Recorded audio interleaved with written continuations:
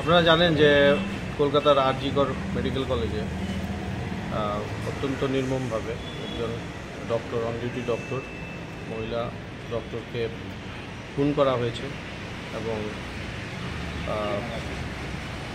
এইরকম একটা বিভৎস পরিস্থিতিতে দাঁড়িয়ে আমরা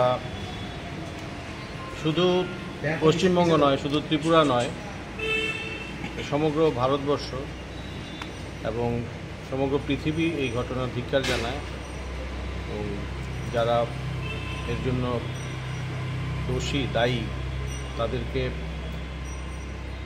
সঠিক বিচার যাতে তারা পায়, আজকে এখানে দাঁড়িয়ে আমরা তার জন্যই আগরতলা মেডিকেল কলেজে এটিজিডি এর এক্সিকিউটিভরা, অন্যান্য ডাক্তাররা একসঙ্গে এর বিরুদ্ধে প্রতিবাদ জানাচ্ছি। সংগঠনের নামটা all Tripura government doctors association বা এটিজিডিএ আজকের এই